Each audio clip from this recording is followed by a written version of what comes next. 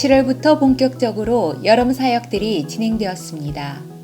성도님들의 귀한 기도와 후원으로 라파부, 유치부 유년부, 초등부와 청년 2부, 청년 3부, 이주민 선교부 수련회가 7월 한 달 동안 안전하고 은혜롭게 진행되었습니다.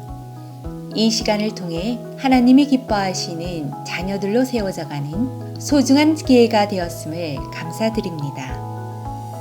지난 7월 7일 금요 기도회 시간에 단기 선교 출정식이 진행되었습니다. 이번 여름 단기 선교는 총 5개의 팀이 몽골과 대만, 베트남으로 다녀오게 됩니다. 7월에는 청년 3부와 청년 1부를 중심으로 대만과 몽골로 단기 선교를 다녀왔습니다.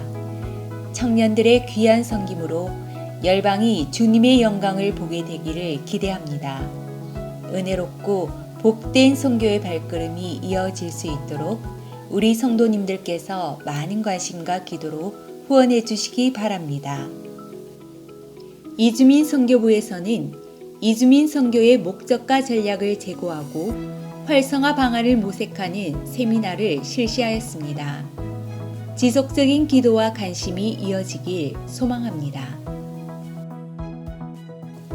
계속해서 여름 사역이 진행됩니다.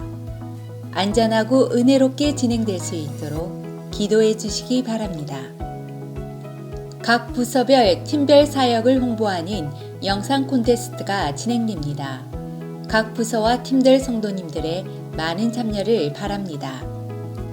대구 극동방송에서 주최하고 대구광역시에서 후원하는 2023 나라사랑 축제 행사가 8월 13일 주일 오후 7시 대구 엑스코에서 진행됩니다.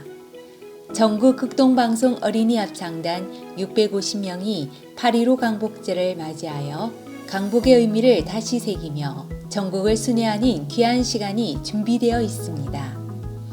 내일 교회 성도님들도 많이 참여하셔서 함께 강복절의 뜻깊은 의미를 돌아보며 노래할 수 있는 시간이 되기를 소망합니다.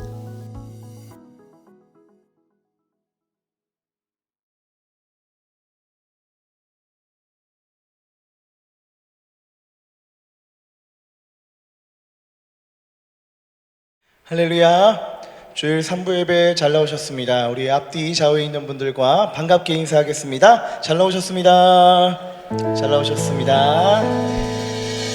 오늘도 우리의 살아계신 주님 앞에 영과 진리로 최고의 경배를 올려드리며 우리 주님 앞에 찬양하며 나아가십시다.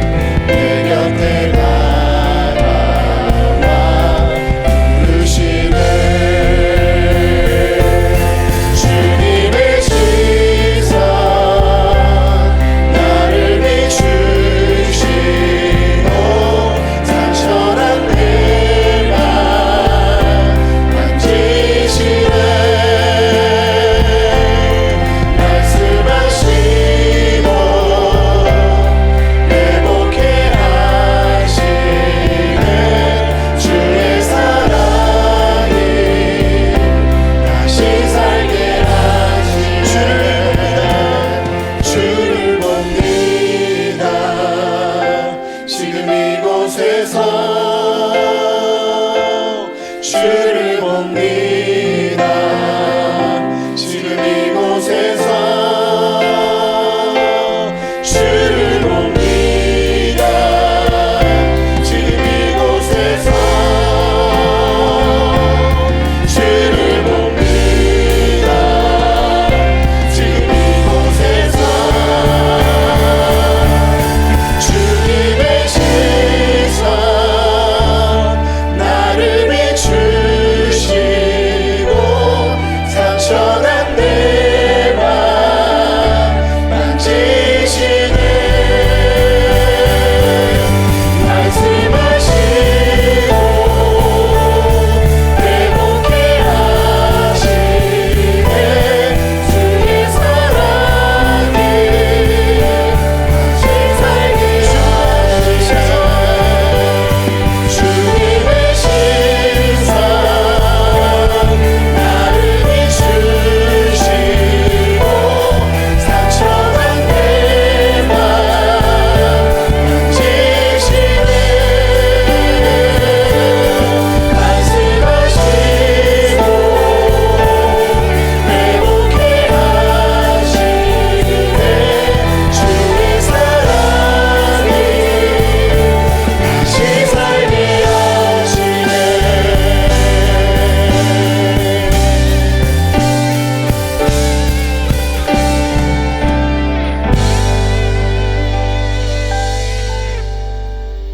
하나님은 영이시니 예배하는 자가 영과 진리로 예배할지니라. 아멘.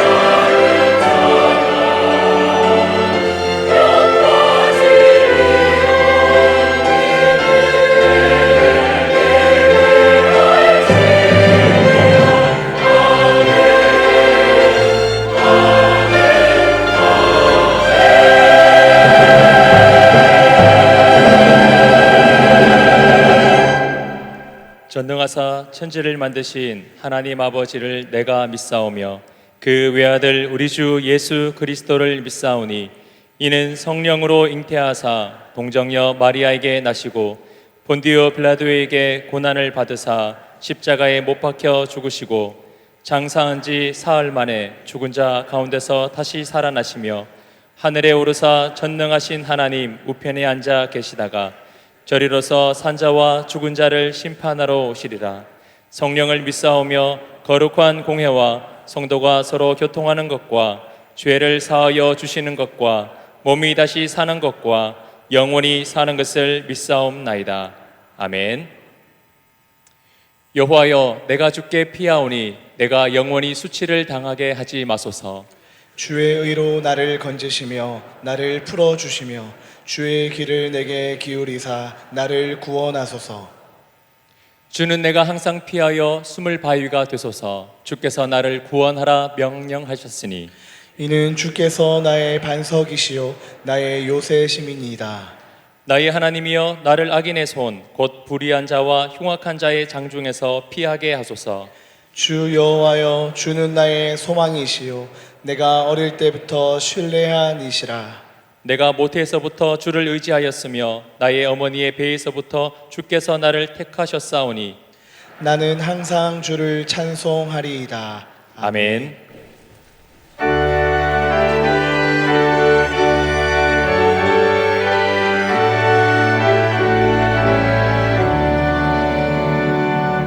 내게 있는 모든 것을 아낌없이 드리네. 사랑하고 의지하며 주만 따라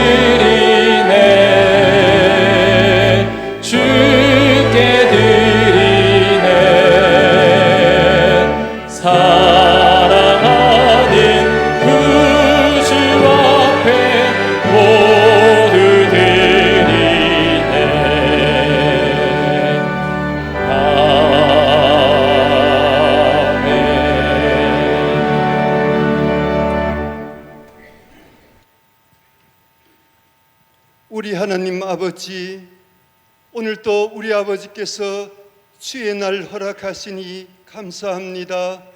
우리 주께서 오늘 예배의 처소를 마련해 주시니 우리 주님 감사합니다. 저희들을 동서사방으로 흩었다가 이렇게 불러주시니 우리 주님 감사합니다. 우리 하나님 아버지, 주께서 흘리신 보혈의 피로 저희들 정결케 하여 주셔서 우리 아버지 대면하며 우리 아버지 말씀 듣게 하여 주시니 우리 주님 진실로 감사합니다. 우리 하나님 아버지, 지난 한 주간도 폭염과 온갖 어려운 상황 가운데서도 저희들 잘 견디게 하시고 이 시간 갈급한 심령으로 헐떡이며 우리 주님 배우러 올라와 싸우니 우리 주님 이 시간 하늘 문 여시고 하늘 말씀 생수로 폭포수 강물같이 흘러넘치는 예배 되기를 간절히 소원하오니 우리 주님 이곳에 임하여 주시옵소서.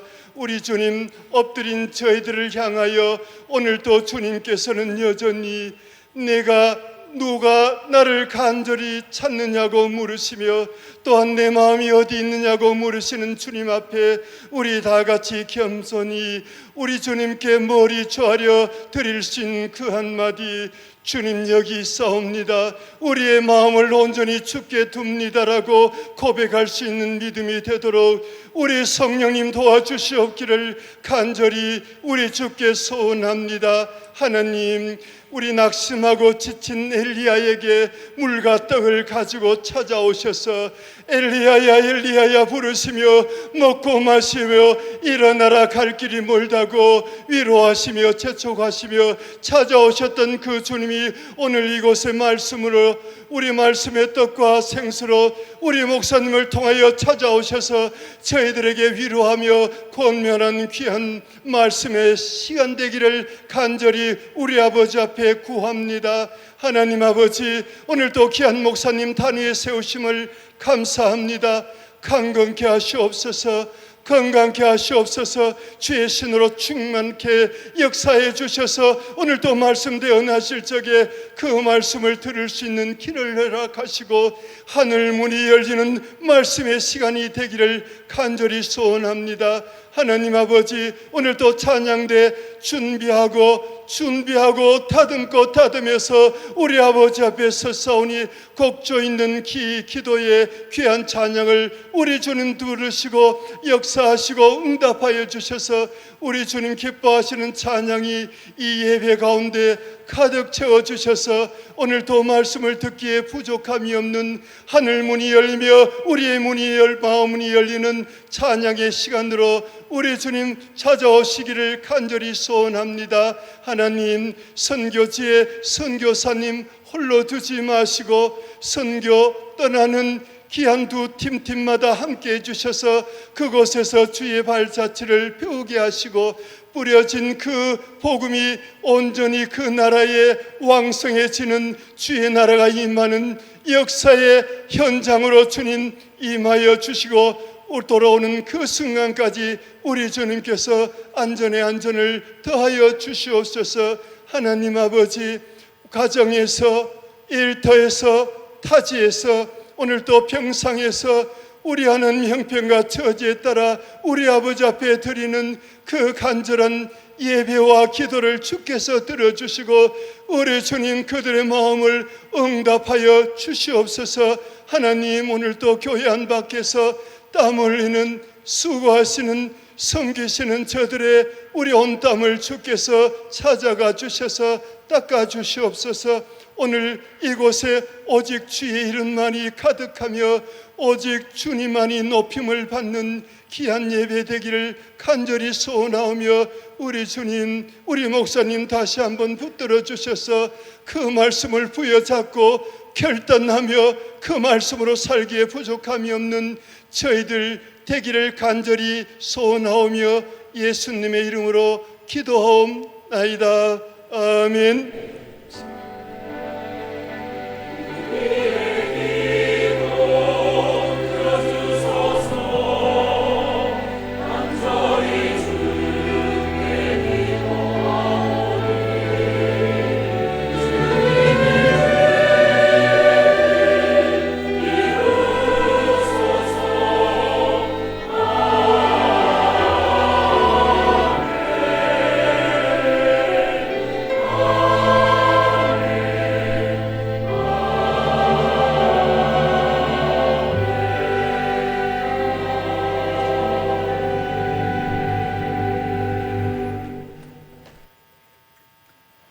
오늘 우리 교회에 등록한 세 가족이 계십니다. 장준호 성도님 가정, 김정숙 성도님 가정께서 등록해 주셨습니다. 주님 이름으로 환영하고 축복합니다.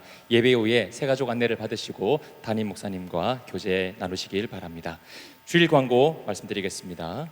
루디아 원래회가 오늘 오후 1시 30분에 있습니다. 지하철 전도대를 모집하고 있습니다. 매주 토요일 오후 4시 용산역 앞에서 진행되며 자세한 사항은 이지영 집사님에게 문의해 주시길 바랍니다.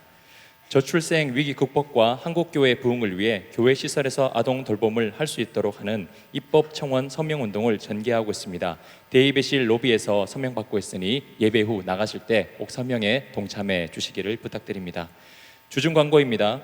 청년 3부 몽골 단기 선교가 8일 화요일부터, 청년 2부 베트남 단기 선교가 12일 토요일부터 진행됩니다. 위에서 많은 기도 부탁드립니다. 예사의 집 봉사가 8일 화요일 오전 10시에 있습니다.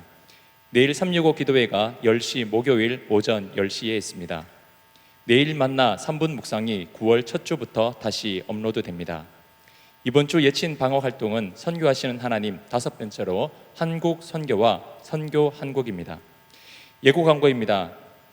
2023 나라사랑축제가 13일 주일 오후 7시 대구 엑스코 동관에서 진행됩니다. 성도님들의 많은 참여 부탁드립니다. 청년일부 여름 수련회와 신혼부 여름 수련회가 18일 금요일부터 19일 토요일까지 진행됩니다. 성도님들의 많은 기도 부탁드립니다. 장례당한 가정이 있습니다. 추가 안내 드리겠습니다. 소망일교구 366 예친 오경남 집사님의 모친 되시고 333 정용만 집사님의 장모 되시는 고 조선여 권사님께서 8월 4일 금요일에 소천하셨습니다. 발인 예배는 8월 7일 월요일 오전 6시며 빈소는 의성 안개농협 장계식장 별관입니다. 내일교에서 문상 다녀왔고 모든 장례는 의성 성암교에서 주관합니다. 성도님들의 많은 위로 부탁드립니다. 이번 주는 배성동 목사님, 홍정여 전도사님 휴가 기간입니다. 오늘 우리에게 주신 하나님의 말씀은 누가복음 9장 18절로 27절까지의 말씀입니다. 그중 18절에서 20절까지의 말씀을 제가 봉독해 드리겠습니다. 예수께서 따로 기도하실 때에 제자들이 주와 함께 있더니 물어 이르시되 무리가 나를 누구라고 하느냐? 대답하여 이르되 세례 요한이라 하고 더러는 엘리야라, 더러는 옛 선지자 중에 한 사람이 살아났다 하나이다. 예수께서 이르시되 너희는 나를 누구라 하느냐? 베드로가 대답하여 이르되 하나님의 그리스도 신이이다 하니. 아멘.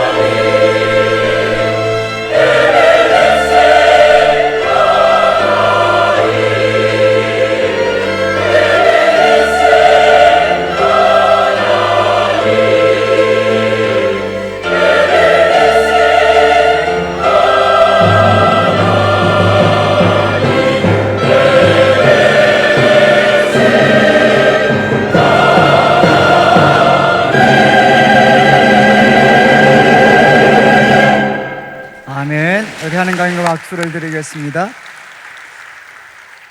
예, 우리 앞뒤처럼 보시면서 사랑합니다, 축복합니다. 한번 서로 인사 나누겠습니다. 예.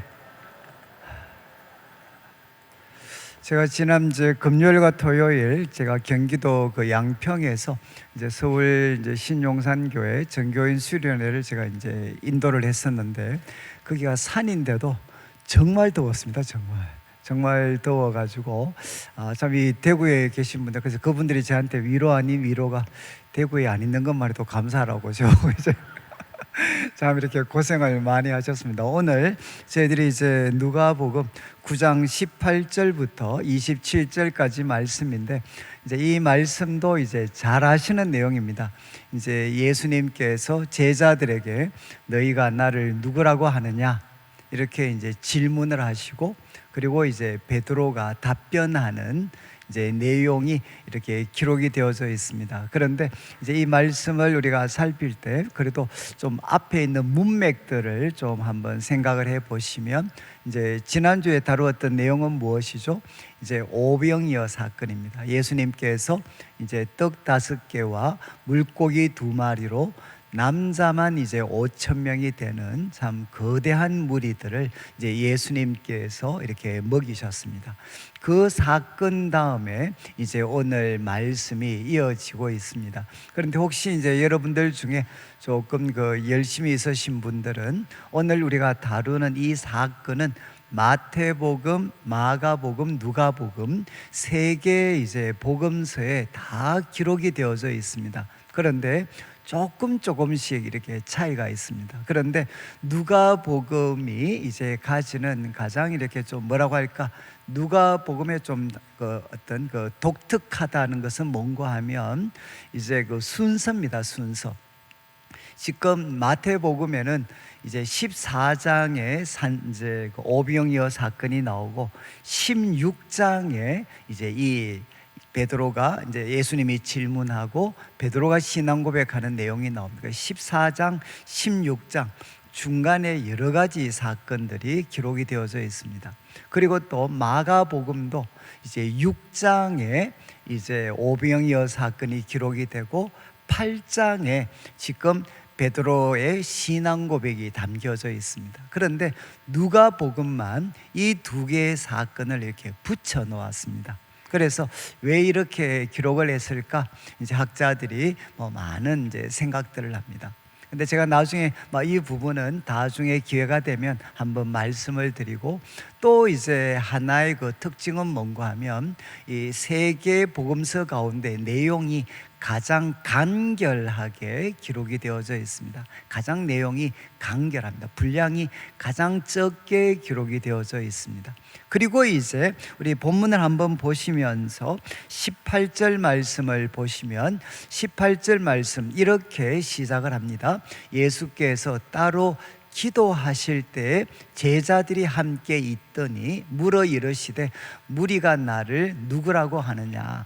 여러분들이 나중에 마태복음, 마가복음과 비교를 해보면 질문은 똑같은데 제일 차이가 나는 게 뭔가 하면, 예수께서 따로 기도하실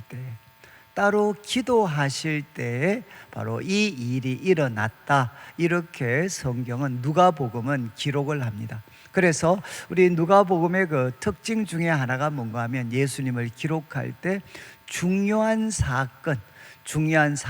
사건을 특별히 기도와 연관지어서 예수님의 모습을 소개를 합니다. 그래서 우리 자막에 누가복음 3장 21절 이미 다루었는데, 예수님께서 세례 받으시고 언제 하늘이 열렸다고 했습니까? 바로 기도하실 때 하늘이 열렸다, 이렇게 누가만 이렇게 기록을 합니다. 기도하실 때 하늘이 열렸다. 그리고 또 6장 우리가 6장 12절 예수님께서 12사도를 부르실 때도 바로 앞에 내용이, 예수께서 기도하시러 산에 가서 밤이 새도록 하나님께 기도하시고 내려오셔서 12사도를 부르시게 됩니다. 그러니까 참 이 누가복음만 예수님께서 12제자 사도들을 부르실 때 밤이 새도록 기도하셨다라는 것을 기록을 합니다. 그리고 이제 우리가 다음 주에 살피게 될 누가복음 9장 28절 변화산 사건인데, 다른 마태복음, 마가복음은 산에 올라가셨을 때 이렇게 기록을 하는데 누가만 기도하시러 산에 올라갔다라고 이렇게 명기를 합니다. 그러니까 누가가 관찰을 했을 때 우리 예수님은 정말 삶의 중요한 순간순간마다 그분은 기도하신 분이시다라는 것을 이렇게 기록을 하고 있습니다. 여러분이 이제 이 말씀을 통해서 하나 우리가 단순하게 적용할 수 있는 것은, 이제 우리들도 삶의 중요한 순간순간에 우리가 참 기도를 해야 된다. 그래서 지금 이제 여름입니다. 여름인데 한 20년 전 제가 이제 그 부목사일 때 하고 지금하고 제일 큰 차이가 뭔가 하면, 제가 이제 부목사일 때 그때 우리 성도님들은 8월이 되면 주로 어디 가셨나? 어디 가셨겠습니까? 많은 경우 기도원을 가셨습니다. 그래서 제가 이제 부목사일 때는 우리 목사님이 인도하시는 뭐 주암산이나 아니면 또 이제 청도의 동산 기도원이라든가 이런 곳에 같이 가서 같이 이렇게 기도하는 시간들을 많이 가졌습니다. 그런데 지금은 아마 여름에 이제 기도하시러 기도원에 가시는 분들은 거의 찾기가 어렵습니다. 저는 우리 성도님들의 삶에 휴식이 필요하다는 것은 충분히 인정을 하는데, 그렇지만 우리 과거에 우리 어른 성도들이, 과거 우리 선배 성도님들이 보여주셨고 또 예수님이 보여주셨던 것처럼 우리 삶의 순간순간에 언제나 기도가 동반되어져야 된다라는 것은 마음에 새기실 수 있으면 좋겠습니다. 자, 이제 18절을 한번 보시면 예수님께서 이제 그 기도하실 때 제자들에게 이렇게 질문을 하셨죠. 이제 무리가 나를 누구라고 하느냐 이렇게 질문을 하셨고, 19절에 이제 제자들이 답변을 합니다. 19절에 이제 어떤 사람은 엘리야, 어떤 사람은 세례 요한, 어떤 사람은 옛 선지자 중에 한 사람이 살아났다 이렇게 이야기합니다. 그런데 20절에 이제 예수님이 이 대답을 들으시고 예수님께서 다시 질문을 하시죠. 너희는 나를 누구라 하느냐? 너희는 나를 누구라 하느냐? 이렇게 예수님께서 질문을 하십니다. 여러분, 이제 우리가 복음서의 기록 가운데 이 예수님이 던지신 질문은 우리 학생들에게 적용을 하면 어디에 해당하느냐? 중간고사에 해당하는 내용입니다. 중간고사. 이제 예수님께서 갈릴리에서 놀라운 표적과 기사 그리고 가르침을 주셨습니다.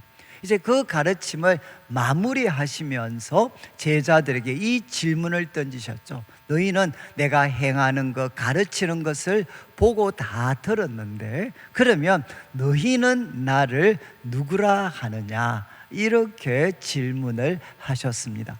그런데 이제 누가복음은 이 질문을 하고 답변을 했던 장소를 이렇게 기록하고 있지 않습니다. 누가복음은 장소에 대해서 침묵하고 있지만 마태복음과 마가복음에는 이 사건이 일어난 장소를 명기를 합니다. 명기.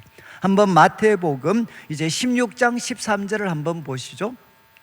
마태복음 16장 13절을 보시면 이제 이렇게 그 기록이 되어져 있습니다. 마태복음 16장 우리 13절 우리 제일 앞에 나오는 내용인데, 여기에 예수께서 빌립보 가이사랴 지방에 이르렀을 때 제자들에게 이 질문을 했다라고 기록을 합니다.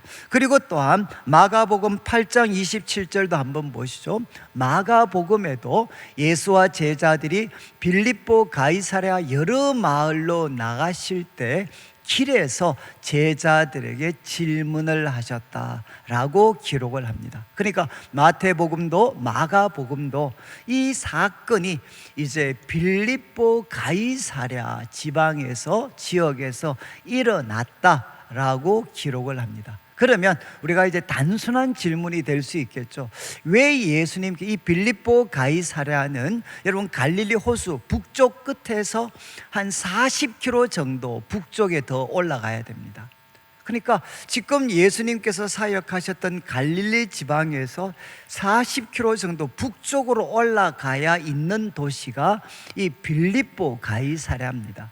왜 예수님께서 갈릴리, 그분이 사역하셨던 가버나움이나 갈릴리에서 이 질문을 하시지 않고 왜 제자들과 함께 빌립보 가이사랴에 가셨을 때 이 질문을 하셨을까? 이런 질문을 우리가 가질 수가 있는 거죠. 그런데 이제 학자들이 연구한 바로는, 여러분 이제 우리는 이 성경 지리가 참 어렵습니다. 왜냐하면 남의 땅이니까. 그런데 이 빌립보 가이사랴는 이름 자체가 예사롭지 않죠.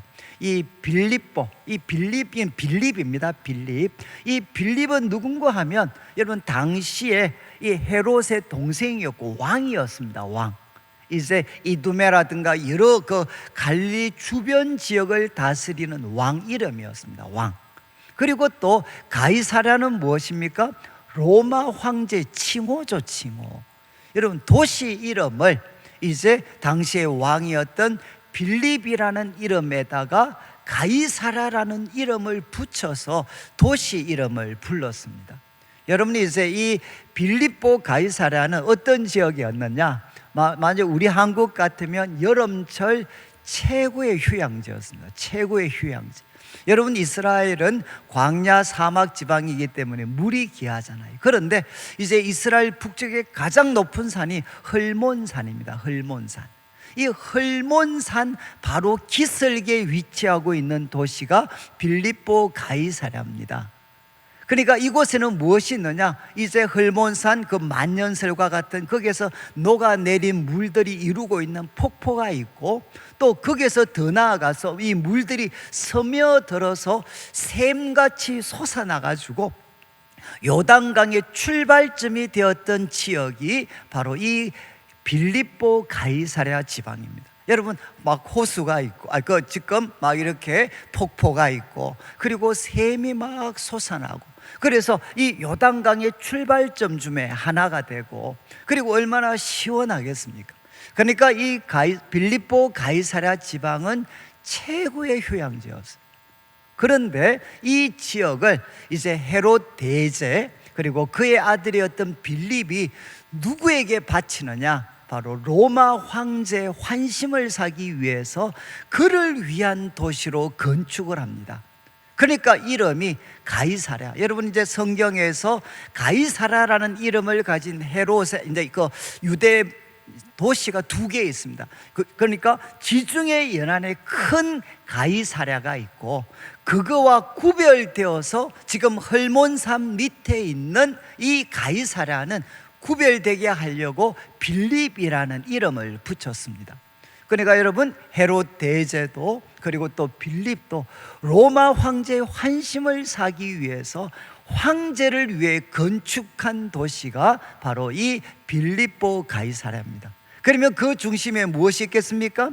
바로 황제 숭배를 위한 신전이 있습니다. 그래서 학자들은 빌립이 지은 신전도 있고, 헤롯 대제가 지은 아직 재발굴되지 않는 거대한 신전이 거기에 있었을 거라고 생각을 합니다. 그리고 또 거기에는 제우스 신에게 드린 신전도 있고, 또 판신전이라고, 지금 이제 성지순례를 가시면 많은 분들이 방문하는 판신전이라는 또 그런 신전들이 바로 이 도시에 있었습니다. 그리고 이제 이 도시에는 누가 살았느냐? 유대인들보다는 여러분 황제를 위해서 지어진 도시였기 때문에 로마인들과 이방인들이 다수를 이루고 있는 도시가 바로 이 빌립보 가이사랴였습니다. 그런데 예수님께서 제자들을 이곳에, 유대인들이 잘 가지 않는 이곳에 제자들을 데리고 가셔서 기도하시면서 제자들에게 질문하신 거죠. 너희는 나를 누구라고 하느냐? 여러분 바로 로마 황제를 위한 도시, 황제를 위한 신전이 그곳의 중심을 차지하고 있는, 그래서 황제의 영광이 빛나는 그 도시에서 예수님께서는 너희는 나를 누구라 하느냐 이렇게 질문을 하셨습니다. 마치 이것은 무엇에 비교할 수 있느냐? 오늘날 서울이라든가 대도시를 가보시죠. 우리가 살고 있는 대도시는 어떤 도시입니까? 돈을 하나님으로 섬기고 있는 도시입니다. 인간이 신이 되어버린 도시, 이 거대한 도시 속에 우리 그리스도인들은 살아가고 있습니다. 여러분, 이 거대한 도시 속을 살아가면서 예수님을 믿고 있는 나 자신이 초라하게 느껴졌던 그런 순간들이 참 많이 있죠. 여러분, 그런 우리들에게 우리 주님께서 사실 도전하시는 거죠.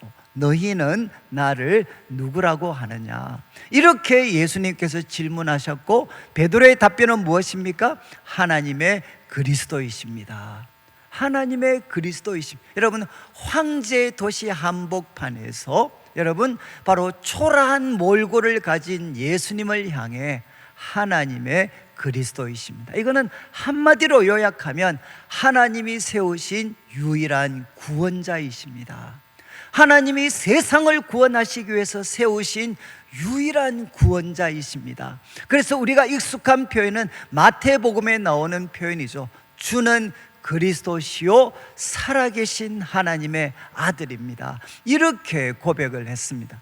그런데 누가는 예수님의 반응에 대해서 아주 이렇게 짧게 언급을 하는데, 여러분 마태복음을 보면 예수님께서 이 베드로의 고백을 들으시고 너무 기뻐하셨습니다. 그래서 무엇이라고 표현했느냐? 마태복음 16장 17절부터 19절을 보면 세 가지로 말씀을 하셨어요. 17절에 이렇게 반응하셨습니다.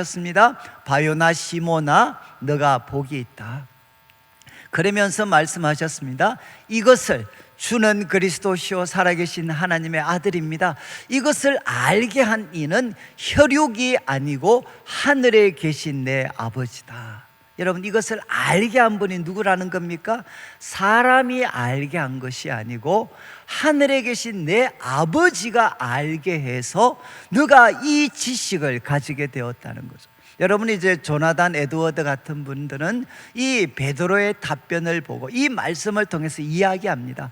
여러분, 예수님에 대해서 가지는 참된 지식은 여러분 자연적인 빛을 통해서 알 수가 없습니다. 어떻게 알 수 있느냐? 초자연적인 빛, 하늘에 계신 내 아버지가 비추어 주시는 초자연적인 빛을 받은 자들만이 이 지식을 가질 수가 있다. 이제 정말 말씀드렸던 조나단 에드워드 같은 분들 이렇게 표현을 했습니다. 여러분, 이것을 알게 하신 분은 하나님이십니다. 그리고 이것은 초자연적인 빛입니다. 그리고 이제 18절, 여러분들이 18절을 보시면 예수님께서 말씀하셨죠. 너는 베드로다. 그리고 이 반석 위에 내 교회를 세울 텐데 음부의 권세가 이기지 못하리라. 여러분, 베드로의 이름이 반석입니다. 그런데 이 반석 위에 내 교회를 세우겠다, 이거는 베드로라는 인물을 반석으로 해서 교회를 세우겠다, 이거는 문맥에 맞지 않죠. 여러분, 여기 반석은 무엇입니까? 베드로의 신앙 고백입니다. 주는 그리스도시요 살아계신 하나님의 아들입니다. 이 반석 위에다가 내 교회를 세울 것이다. 그리고 음부의 권세, 지옥의 권세, 마귀의 권세가 절대로 이기지 못할 것이다. 이렇게 예수님이 말씀을 하셨습니다. 여러분, 이 고백 위에 교회가 세워졌고 이 고백 위에 우리들의 삶, 우리들의 가정이 세워지게 되면 어떤 음부의 권세도 흔들 수가 없다는 겁니다. 그리고 19절을 보시죠. 예수님께서 세 번째 이렇게 말씀하셨습니다. 내가 천국 열쇠를 너에게 주겠다. 너가 매면 하늘에서도 매이고 땅에서 풀면 하늘에서도 풀릴 거다. 여러분, 열쇠는 무엇입니까? 열어서 들어가는 곳이죠.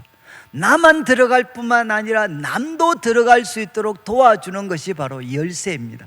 여러분, 예수님에 대한 이 놀라운 신앙의 고백을 가진 사람들에게 우리 하나님은 무엇을 주시느냐? 천국의 열쇠를 주셔서 우리들도 천국에 들어가서 그 풍성한 삶을 누릴 뿐만 아니라 남도 이 천국에 들어갈 수 있도록 문을 열어주는 사람이 되게 하실 거다, 이렇게 예수님께서 말씀을 하셨습니다.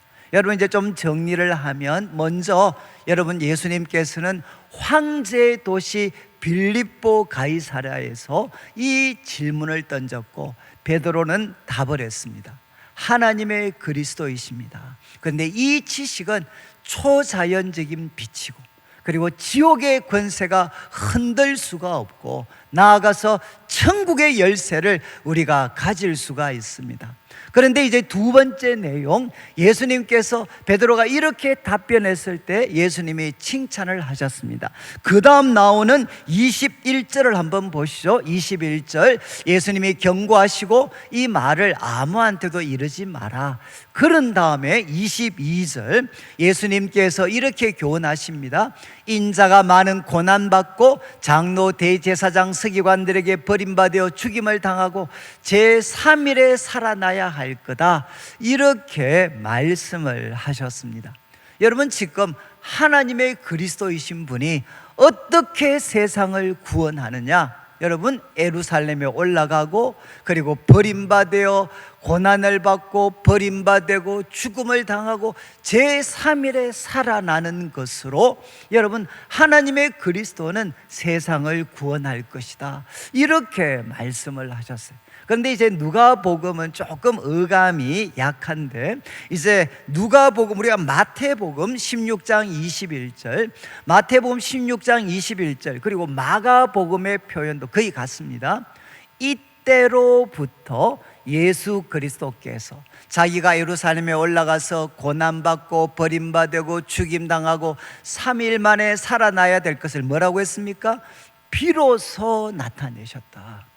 여러분, 이때부터 이제 제자들이 하나님의 그리스도이십니다 라는 것을 고백하는 그 순간부터 이제 예수님의 가르침이 달라지셨다는 거죠.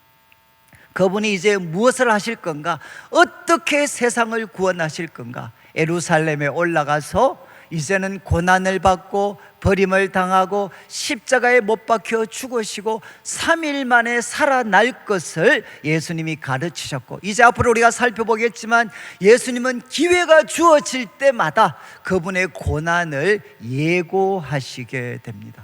여러분, 그러면 우리 마음에 이제 질문이 생길 수가 밖에 없죠. 아니, 왜 하나님의 그리스도가 이런 방법으로 우리를 구원하셔야 되는가? 여러분, 이제 이 누가복음에는 베드로와 제자들의 반응이 나타나지 않습니다. 그러나 마태복음과 마가복음에는 베드로를 포함한 제자들이 어떻게 반응을 보였는가? 마태복음 16장 22절 23절 한번 보시죠. 22절 23절을 보면 베드로가 예수님께서 이렇게 말씀하셨을 때 예수를 붙들고 항변합니다. 항변. 이 항변은 영어로 보면 리뷰크입니다. 리뷰크. 예수님을 책망을 합니다. 책망하면서 주여 그리 마옵소서, 일이 결코 주님께 일어나지 않을 겁니다. 이 무슨 뜻이죠? 예수님, 마음 약한 소리 하시면 안 됩니다. 지금 큰 일을 하셔야 될 하나님의 그리스도가 그렇게 마음 약한 이야기 하시면 안 되죠. 그런 일이 일어나면 안 되죠. 그런 일이 일어나지 않도록 우리가 돕겠습니다. 그러면서 예수님을 꾸중을 하게 됩니다. 23절 예수님의 반응이 어떻습니까? 예수님께서 돌이키시면서 베드로에게 말씀하셨습니다. 사탄아, 내 뒤로 물러가라. 너는 나를 넘어지게 하는 자다. 정말 성경에서 가장 긴장이 고조된 순간, 여러분, 바로 앞에서 주는 그리스도시요 살아계신 하나님의 아들이다, 너 정말 복이 있다, 그리고 이 지식은 하나님이 주신 거다, 그렇게 칭찬받았던 베드로를 향해 예수님께서는 사탄아 물러가라, 너는 나를 넘어지게 하는 자다. 그리고 이유를 설명하죠. 너가 하나님의 일을 생각하지 않고 도리어 사람의 일을 생각하는도다. 여러분, 여기에 하나님의 일은 무엇이고 사람의 일은 무엇이겠습니까? 사람의 일은 결국 베드로를 포함한 제자들이 기대했던 메시아의 모습이죠. 이런 베드로와 제자들, 그리고 우리도 기대하는 메시아의 모습은 무엇입니까? 그것은 바로 영광으로만 가득 찬 그리스도입니다.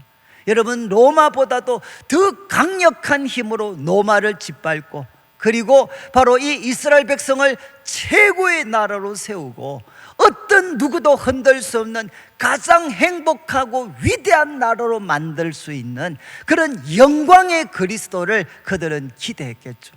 그런데 예수님은 말씀하셨습니다. 너는 하나님의 일을 생각하지 않는구나. 여러분, 하나님의 일은 무엇입니까? 하나님께서는 자기 백성을 영광으로 인도하시지만 무엇을 통과하시나요? 바로 고난과 십자가를 통해서 바로 이 구원을 이루시겠다, 이렇게 예수님께서는 말씀을 하셨습니다. 여러분, 이제 우리도 영광으로만 가득 찬 예수님을 따르고 싶지 않습니까? 왜? 그분을 따라야만 내 삶도 영광으로만 가득 찰 것 같잖아요. 그런데 예수님은 분명히 말씀하셨습니다. 인자가 예루살렘에 올라가서 바로 고난을 받을 거고 버림받고 십자가에 못 박혀 죽을 것이고 그리고 3일 만에 부활할 것이다, 이렇게 예수님은 가르치셨습니다. 그러면 우리가 가질 수 있는 질문은, 왜 하나님은 이런 방법으로 여러분 그의 그리스도를 통해서 우리를 구원하시죠? 왜 영광으로만 가득 차서 힘과 능력으로 우리를 성공과 영광으로 가득 찬 삶으로 인도하지 않고 왜 십자가를 지셔야만 됩니까? 이것은 성경만이 가르치는 내용이죠. 여러분, 인간은 위대하지만 인간은 죄의 노예가 되어져 있습니다. 여러분, 어떤 것도 여러분 인간의 근본적인 고통은 능력이 없는 것이 아니라 그가 죄에 붙잡혀 살아가고 있다는 것입니다. 여러분, 사람들에게 아무리 에덴의 동산을 줘도 어떻게 하느냐? 그들은 하나님으로부터 떠나게 되죠. 그리고 이 복락원을 신락원으로 바꾸어 버리는 사람들입니다. 저는 이제 전공을 이렇게 물리학을 했는데, 물리학 공부도 채 하지도 않고 제가 포기를 했지만, 제가 물리학을 이렇게 공부할 때 들었던 제일 섬찟한 말이 이거였습니다. 물리학의 꽃은 무기다, 이렇게 이야기를 했어요. 여러분, 물리학의 꽃은 무기다, 이게 이해가 되시나요? 여러분, 아인슈타인이 정말 상대성 이론을 발견을 했습니다. 그런데 그것이 언제 빛을 발휘했습니까? 바로 핵을 투하하는 데서 여러분 소위 그 영광이 나타났죠.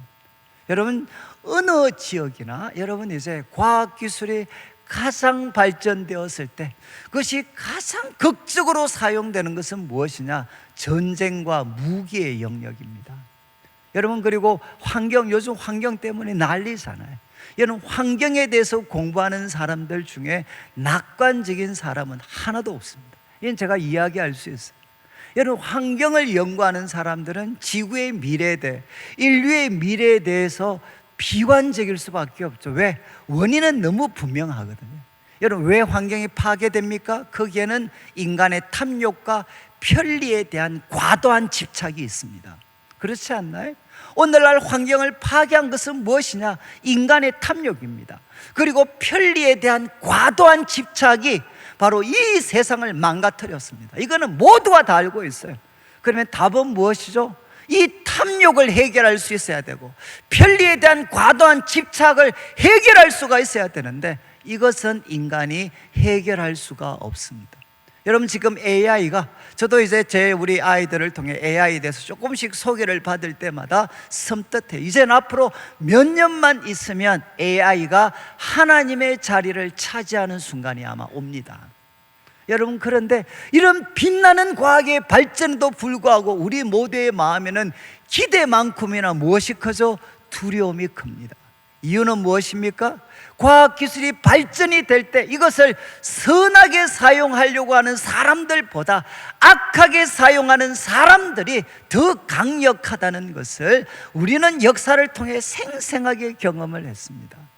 여러분, 그래서 여러분, 악한 사람들이 AI를 통제하고 AI를 지배하고, 그래서 인간을 노예화시킬 때 이 세상의 모습은 어떻게 될 것 같습니까? 여러분, 인간은 하나님이 만드신 최고의 작품이지만 그가 하나님을 거부했기 때문에 어떻게 되었느냐? 빛나는 발전에도 불구하고 그는 하나님을 떠나 죄에 붙잡혀서 영원히 멸망할 수밖에 없는 삶을 지금도 살아가고 있습니다. 그래서 하나님께서는 이 인간을 구원하실 때 어떻게 하셨느냐? 바로 자기 아들을 보내셔서 자기가 기름 부어 세우신 그리스도가 여러분 영광으로만 가득 차게 하시지 않고 십자가에 바로 못 박혀 죽으시도록 고난을 받고 십자가에서 죽임 당하는 그 길을 걷게 하셨습니다. 여러분, 이것을 우리 자막의 이사야 53장 5절과 6절 말씀, 700년 전에, 여러분 이 사건이 일어나기 700년 전에 이사야 선지자, 여러분 앞으로 유다 이스라엘 백성들은 아수르와 바벨론에게 멸망할 겁니다. 그리고 그들은 정말 참 돌아서야 되는데 아무리 발부동을 쳐도 이 죄의 권세에서 이길 수가 없습니다. 이런 상황에 선지자가 이렇게 예언을 합니다. 앞으로 그가 찔리는 일이 있을 거다. 우리의 허물 때문이고, 그가 상하는 일이 있을 거다. 우리의 죄악 때문이고, 그가 징계를 받음으로 평화를 누리는 평화를 누리고, 그가 채찍의 맞음으로 우리가 나음을 받게 되는 일이 일어날 거다. 여러분, 인간에게 구원은 언제 일어나느냐? 영광으로만 가득 찬 것이 아니라 하나님이 세우신 구원자 그리스도가 우리의 허물 때문에 그분이 찔리고, 우리의 죄악 때문에 그분이 상하고, 우리의 평화를 위해서 그분이 징계를 받고, 우리가 낫기 위해서 그분이 채찍을 맞는 이 일이 일어날 것이다. 그리고 6절에 이야기합니다. 우리는 다 양 같아서 그릇 행하여 각기 제 길로 갔지만 여호와께서는 우리 무리의 죄악을 그에게 담당시킬 것이다. 이 예언을 700년 전에 하나님은 선지자를 통해서 하셨고, 바로 이 말씀을 우리 예수님께서는 이제 성취하시게 됩니다. 여러분, 우리 예수님께서는 어떤 길을 걸어가셨습니까? 영광으로만 가득 찬 길이 아니라 그분은 십자가의 길을 걸어가셨습니다. 자, 이렇게 말씀하신 다음에 이제 23절 한번 보시죠. 23절, 이제 예수님께서 무리들에게 교훈을 하십니다. 결국 여러분, 예수님이 십자가의 길을 걸어가셨던 분이시라면 예수님을 따르는 제자들은 어떻게 살아야 되겠습니까? 바로 23절, 아무든지 나를 따라오려거든 뭐라고 했죠? 자기를 부인해라. Deny himself, 자기를 부인해라. 그리고 날마다 제 십자가를 져라. 자기를 죽여라. 자기의 야망에 대해서, 탐욕에 대해서, 편리에 대한 과도한 집착에 대해서 바로 죽여라, 죽여. 날마다 제 십자가를 지고 나를 따를 것이다. 예수님께서 말씀하셨습니다. 그러면 그분을 따르는 제자들도 이 땅에서 어떻게 살아야 되느냐? 예수님처럼 자기를 부인하고 날마다 자기 십자가를 지는 이 십자가의 길을 걸어가야 된다라고 예수님 말씀하셨죠.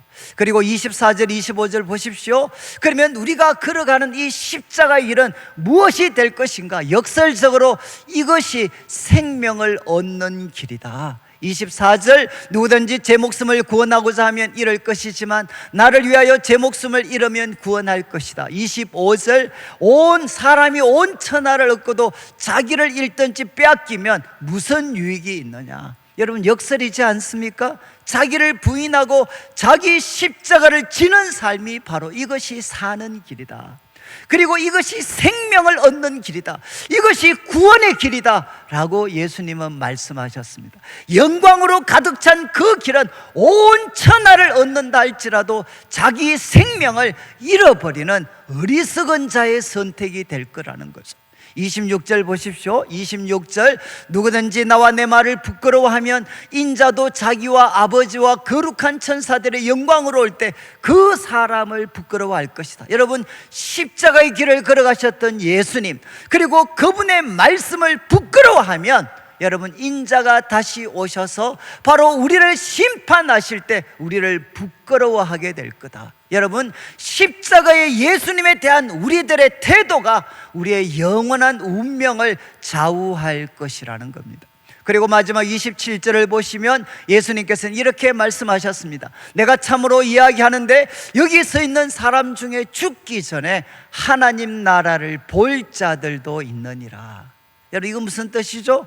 십자가의 길을 걸어가는 사람들은, 이 사건은 무엇이냐? 예수님의 부활 그리고 성령이 초대교회 가운데 부어지는 사건입니다. 그들은 바로 하나님의 나라를 보고 경험하게 되는 거죠. 여러분, 이 일이 누구한테 일어날 것이라는 겁니까? 십자가의 길을 걸어가는 사람들, 자기를 부인하고 자기 십자가를 지면서 예수님을 따라가는 사람들은 이 땅에서도 하나님 나라를 맛보며 살아가게 될 거라는 겁니다. 여러분, 이제 말씀을 정리하면 세 가지 말씀을 드렸습니다. 이제 첫 번째는 여러분, 예수님께서 기도하셨고, 그리고 또 황제의 도시에서 질문하셨습니다. 여러분, 우리의 답변은 무엇이 되어야 됩니까? 돈이 신이 되었고 인간이 신이 되어버린 이 거대한 세상 속에서 우리는 예수님을 향해 베드로가 고백한 것이 우리의 고백이 되어야 되겠죠. 주님은 하나님의 그리스도십니다. 여러분, 이렇게 고백했을 때 주님께서 시몬을 칭찬하셨습니다. 그리고 두 번째, 여러분, 이 베드로의 신앙 고백 후에 예수님께서 그리스도가 걸어갈 길에 대해서 말씀하셨습니다. 그 길은 십자가의 길입니다. 여러분, 우리가 믿는 예수님은 영광으로만 가득 찬 그리스도가 아니고 그분은 고난과 십자가를 통해서 영광에 들어가신 분이십니다. 그리스도의 길은 십자가입니다. 그리고 세 번째, 그를 따르는 제자들은 어떻게 살아야 됩니까? 예수님처럼 자기를 부인하고 자기 십자가를 지고 예수님을 따라가는 삶을 살아가야 합니다.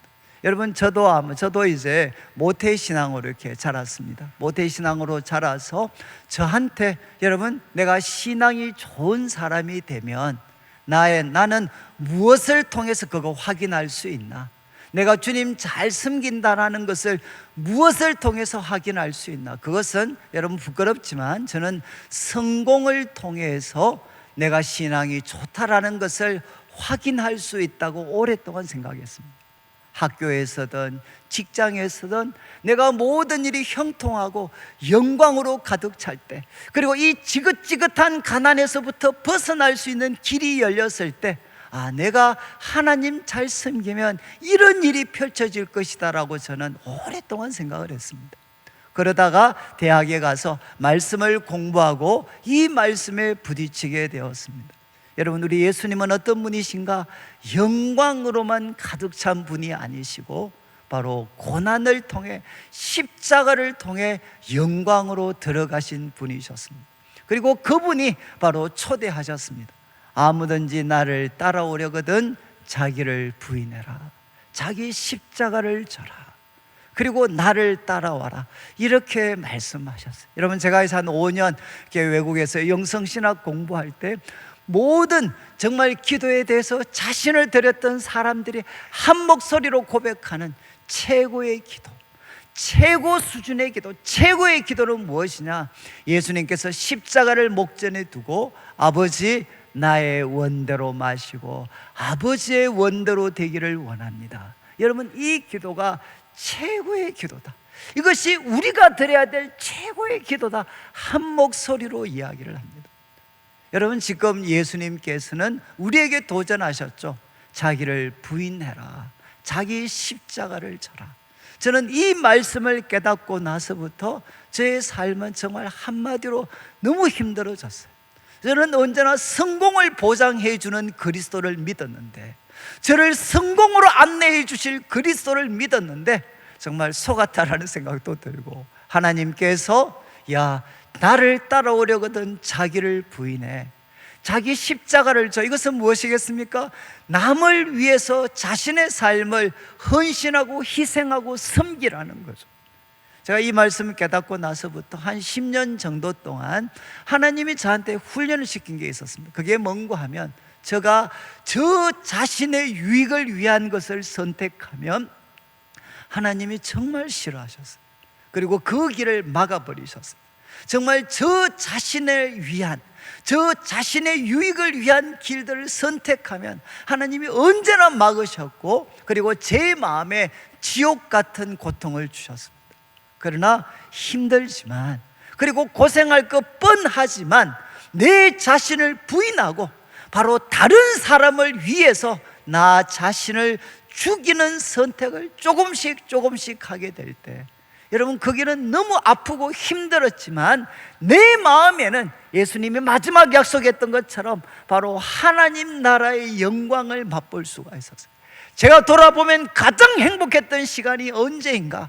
내가 이 땅에서 천국을 경험했던 순간이 언제인가? 그것은 내 자신을 부인하고 다른 누군가를 위해서 내 자신의 삶을 헌신하고 희생하면서 십자가를 지고 예수님을 따르는 삶을 선택했을 때, 몸은 힘들었지만 내 영혼 속에는 여러분 하늘의 노래, 하늘의 기쁨, 평화가 제 삶 속에 넘쳐났습니다.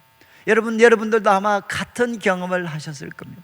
여러분, 우리 예수님은 어떤 예수님이시냐? 십자가의 길을 걸어가셨던 예수님이시고, 그분의 제자들을 향해 주님이 도전하시는 길은 영광의 길이 아니라 자기 부인, 그리고 십자가를 지는 것으로 대표되는 십자가의 길을 우리에게 초대하고 계시죠.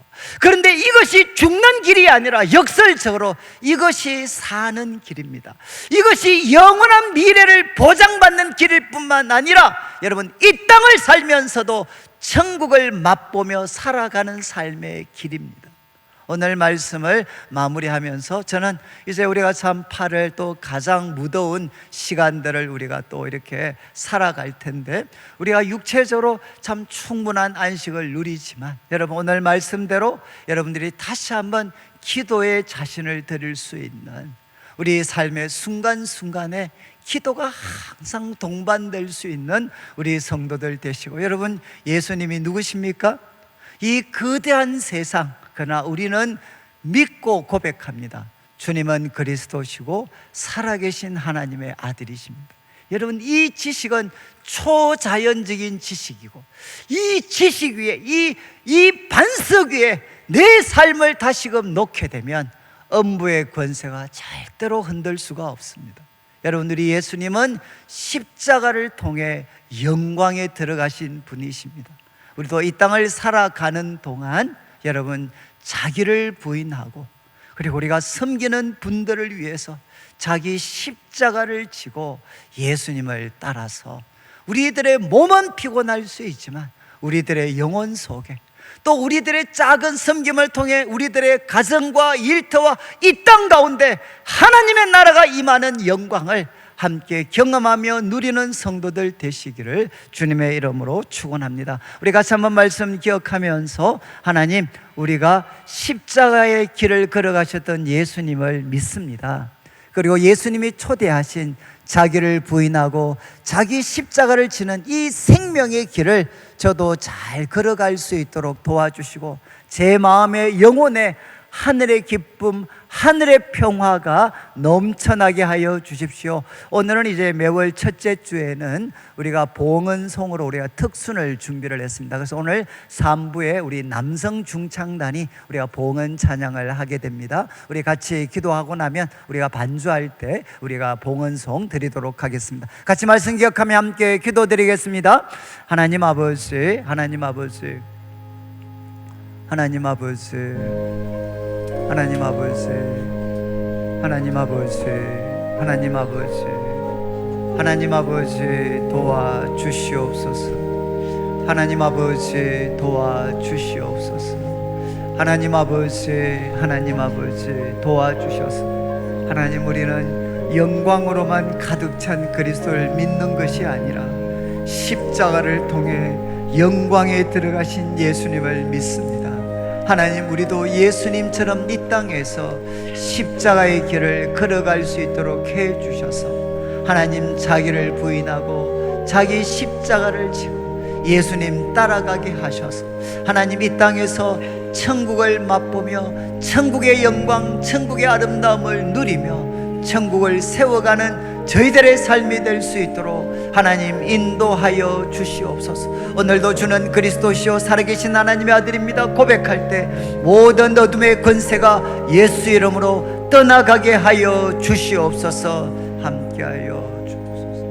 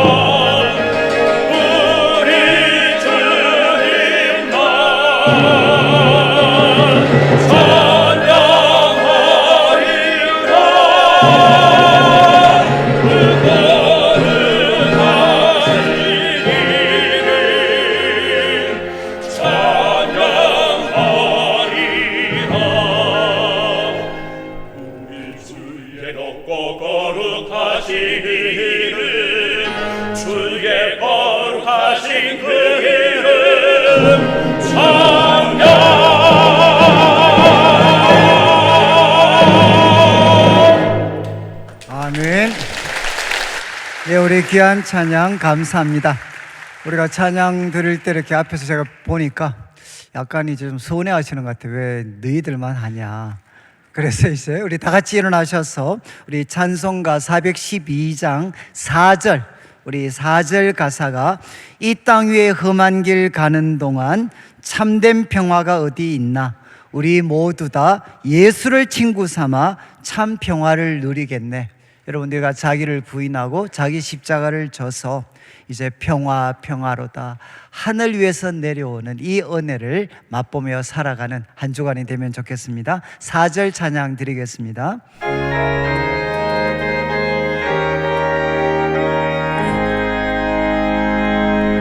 이 땅 위에 험한 길 가는 동안 참된 평화가 어디 있나.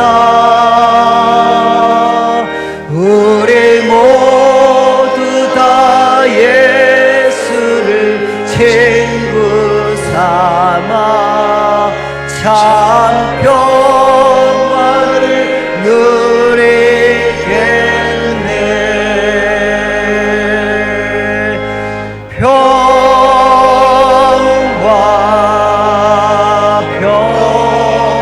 평화로다 하늘 위에서 내려오네.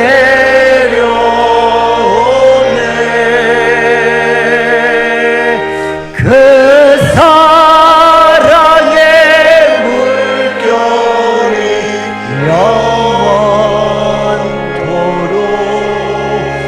내 영혼을 덮으소서.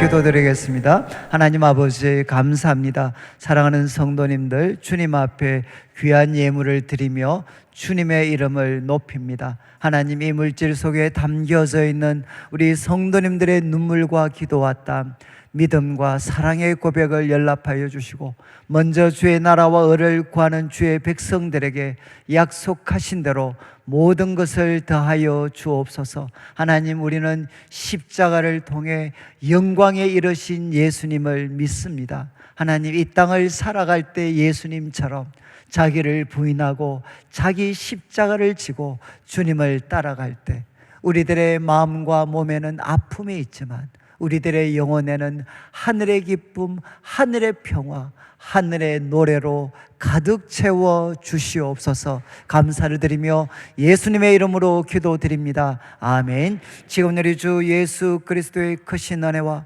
하나님 아버지의 극진하신 사랑과 성령 하나님의 감동 감화 위로하시고 교통하심이 어떤 상황 속에서도 주는 그리스도시요 살아계신 하나님의 아들이심을 굳게 고백하며 음부의 권세가 이기지 못하는 삶을 살고 자기를 부인하고 자기 십자가를 지고 주님을 따라서 천국의 영광, 하늘의 영광 속에 살아가기를 소망하는 모든 주의 백성들 위해 지금부터 영원토록 함께 있을지어다. 아멘.